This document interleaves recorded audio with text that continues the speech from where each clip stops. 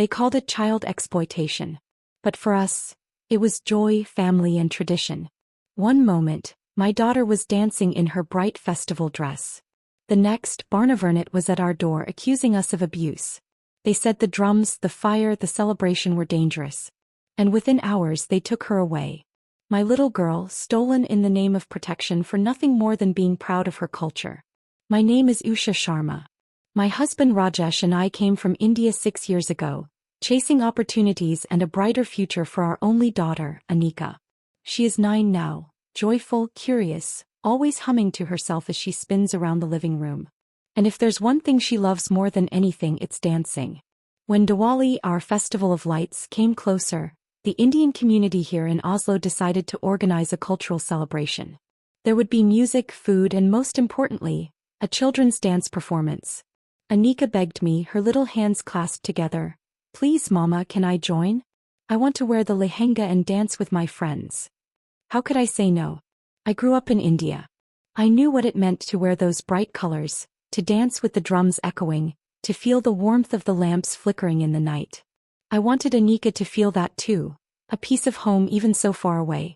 We found her a red and gold lehenga, with bangles that clinked when she moved and tiny anklets that jingled like silver bells. 4 weeks she practiced in our small living room, turning clumsy steps into graceful moves. Rajesh played the doll beats on his phone and Anika twirled, laughing when she lost balance.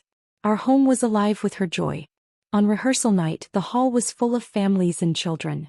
Colorful saris and kurtas, music filling the air, children lined up on stage. Anika looked radiant, her little face glowing as she held a diya, a small oil lamp, in her hands. I remember how proud I felt. My daughter, dancing in front of everyone, carrying forward our tradition.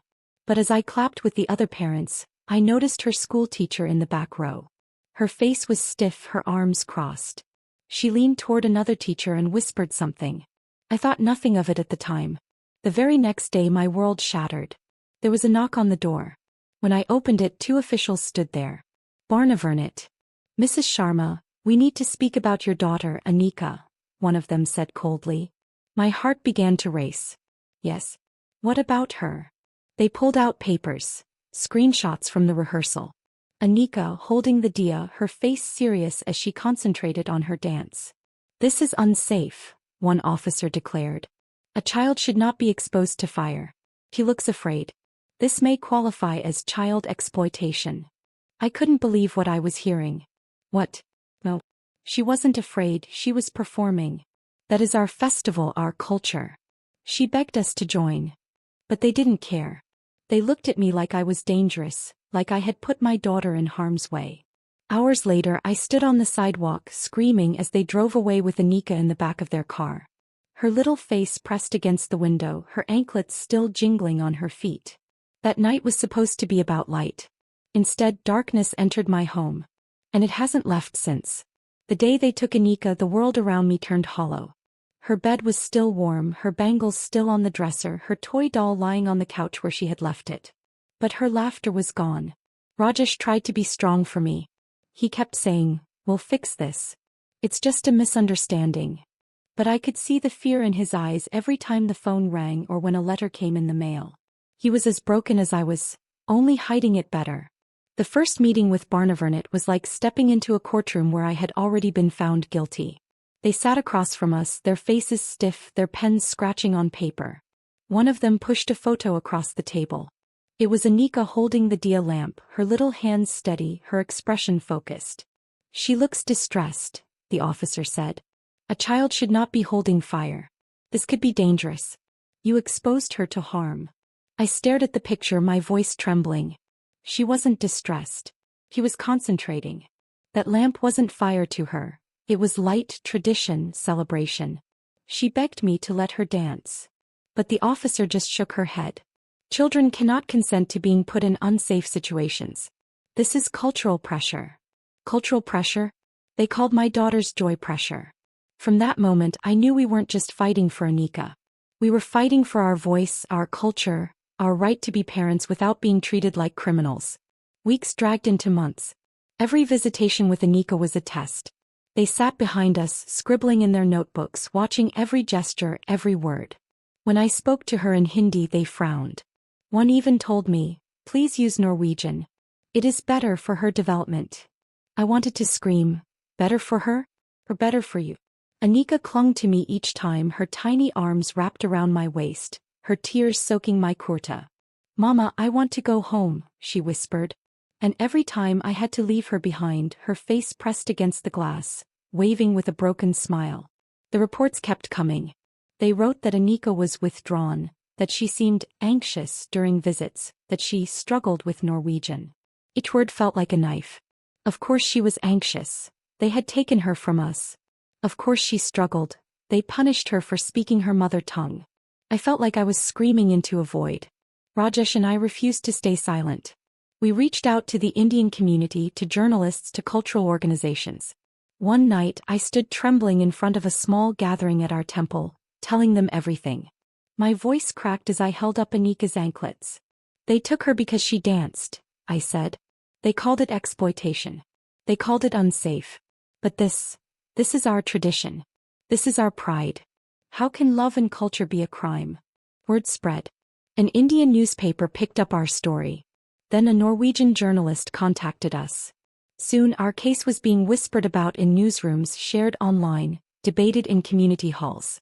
Support poured in from places I had never imagined.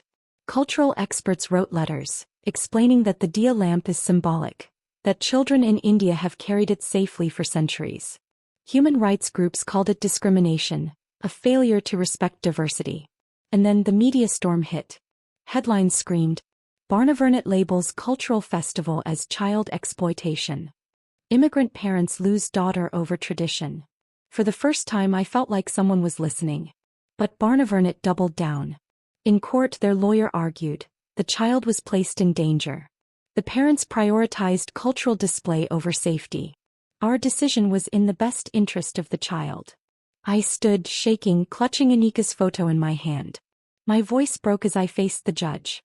"Your Honor," I said, "my daughter wasn't in danger. She was proud. She was happy. Do you know what she told me before the performance? She said, 'Mama, I will shine like the diya.' That lamp was not harm. It was hope. It was culture. It was her way of saying she belongs. And now you've taken her voice and turned it into evidence against us." The courtroom was silent. Rajesh stepped forward next. His voice thundered, his fists clenched. "You call this the best interest of the child? Look at her now. She cries every night in a stranger's bed. She clings to us during visits, begging to come home. Tell me, what interest is served by breaking a child's heart?" The judge's face betrayed nothing, but I saw a flicker, a hesitation.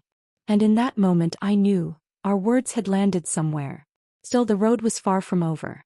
Appeals were filed, hearings delayed, documents demanded. Each night I sat at the kitchen table, surrounded by papers, my eyes burning with exhaustion, whispering prayers under my breath. But every time I felt like giving up, I heard Anika's voice in my head. "Mama, I will shine like the diya." That sentence became my fuel. I swore that no matter how long it took, no matter how many doors slammed in our faces, I would bring her back. Because my daughter was not a case file. She was not withdrawn, or anxious, or unsafe. She was Anika Sharma, a little girl who danced with joy, who carried a lamp not of danger but of light. And I would fight for her until the world saw it too. When I thought I had no more strength left, the world reminded me that we were not alone. After our court hearing, articles about Anika's case began spreading beyond Norway. First, an Indian news channel aired a segment. Then BBC picked it up. Soon my phone was buzzing every hour with messages from strangers. Some were from Indians living abroad, others from parents in Norway who whispered that they too had faced Barnevernet's cold system. "Stay strong," one message said. "They can't silence culture." For the first time in months I felt hope returning. One morning, Rajesh showed me a letter from a cultural anthropology professor in London.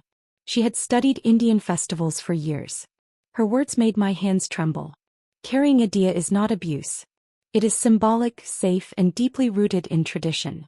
To call it dangerous is ignorance, not protection. Soon more experts spoke up. Historians, child psychologists, and community leaders began to publicly criticize Barnevernet's actions. They said it was cultural blindness, a system that saw difference not as diversity but as danger. And then came the turning point. A UN Special Rapporteur on Minority Rights issued a statement. Our case was mentioned directly. The words rang like music in my ears. Removing a child from her parents due to cultural misunderstanding is a violation of human rights. I cried as I read it aloud to Rajesh. For so long we had been painted as unfit, reckless, unsafe. But now the world was finally seeing the truth. We were just parents trying to share our heritage with our child. The pressure grew so loud that Norway could no longer ignore it. Another hearing was called. This time the room felt different. Journalists sat in the back rows, pens ready. Cameras waited outside the courthouse. When it was my turn to speak, I stood tall, though my knees shook beneath me. I looked at the judge and held nothing back. You say you act in the best interest of my daughter, I said, my voice breaking. But you tore her from her bed, from her parents, from her culture. You mistook her pride for fear, her joy for danger. You silenced her dance and called it exploitation. Tell me, is that protection? Or is it punishment for being different? Rajesh followed, his voice fiery and unrelenting. If your system cannot tell the difference between a celebration and abuse, then it is not protecting children. It is destroying families. My daughter is not a case number. She is a child who deserves love, culture, and the right to be home. The experts gave testimony. They explained how cultural festivals teach pride and identity, how children thrive when their traditions are honored, not erased. Even a Norwegian child psychologist admitted, separation has caused her trauma far greater than the so-called harm of carrying a diya. When the judge finally spoke, my heart nearly stopped. His words felt heavy, deliberate, like each one carried the weight of the world. The court finds that the removal of Anika Sharma was disproportionate and unjustified. Cultural practices must not be misinterpreted as neglect. The child shall be returned to her parents immediately. I collapsed into tears. Rajesh grabbed my hand. For a moment I couldn't breathe. After months of darkness, the light had returned. The day Anika came home is etched into my soul. We waited in a small office, my hands trembling as I twisted her anklet in my fingers. Then the door opened and there she was. My little girl. She looked smaller, thinner, but her eyes widened the moment she saw us. "Mama!" she screamed, running across the room. I fell to my knees as she collided into me, her arms tight around my neck. Her tears soaked my shoulder, but this time they were tears of relief. "I'm here, my love," I whispered over and over. "I will never let them take you again." Rajesh lifted her up, spinning her, his laughter breaking into sobs. For the first time in months, our family was whole. At home, Anika ran to her room and pulled out her red lehenga. "Mama, can I dance again?" she asked, her voice soft but steady. My chest tightened. I nodded, tears streaming down my face. "Yes, my love. Dance as much as you want." That evening we lit a single diya on the windowsill.